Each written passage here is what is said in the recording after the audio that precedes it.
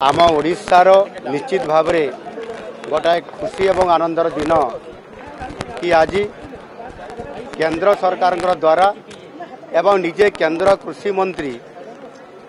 माननीय शिवराज सिंह चौहान जी आज आम ओडिशा रे उपस्थित अछंती। पुरी जिलार ये साखी गोपाल ठारे जो विकसित कृषि संकल्प अभियान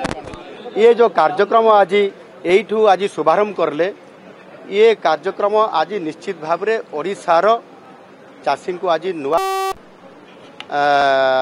एक दिशा देव नुआ रास्ता देखब चाषी तार किभली भाव में आउ दी पाद आगक जापर से विकसित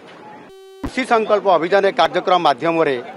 आज ये जून मास 12 तारीख पर्यंत एवं यही ओडिशार गोपालू ये पुरी जिलार आरंभ होगी ये आज सारा भारत वर्ष कार्यक्रम हम 700 जिले कार्यक्रम हम 1.5 कोटी लोक भेटापी ये कार्यक्रम विशेष करी कृषि वैज्ञानिक माने अधिकारी माने विभिन्न ये ग्राम को जीवे एवं से विभिन्न भाग विभक्त होकर लोक मान कृषि संबंधी ज्ञान प्रजुक्ति विद्या कृषि जंत्रपातिर व्यवहार जैविक सार व्यवहार सहित विभिन्न कार्यक्रम लेकर जीवे ये कार्यक्रम हेबा द्वारा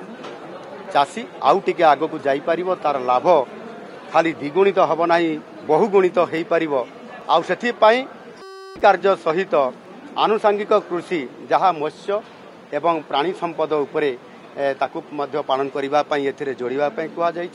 ये कार्यक्रम को करने एवं ताहा सहित आगामी दिन में अर्थनैतिक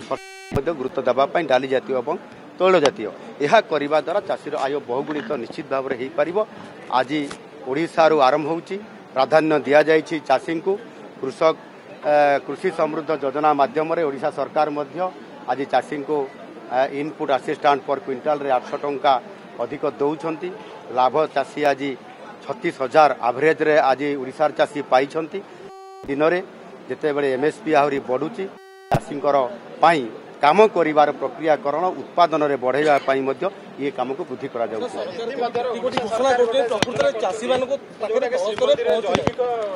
देखंतु आज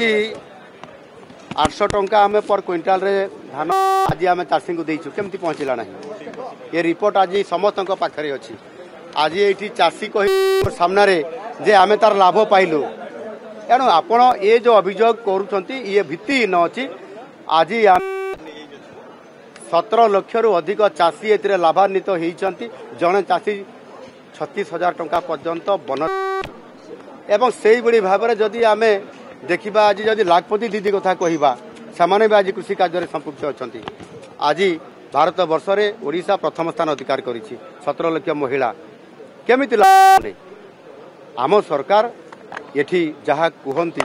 ताहा करिकी देखांती चाषी ठू आरंभ कर महिला पर्यंत समस्त बेनिफिट होती ये कामर तार उदाहरण आज ये निजे शिवराज सिंह चौहान जी आज ये आम सामने रखिले आज एनु निश्चित भाव में कृषकर आय बहुगुणित ये कार्यक्रम सफल हम। जदि आपंक आम भिडी भल लगा तेब आम चैनल को लाइक शेयर और सब्सक्राइब करने को जमा भी भूलु नहीं।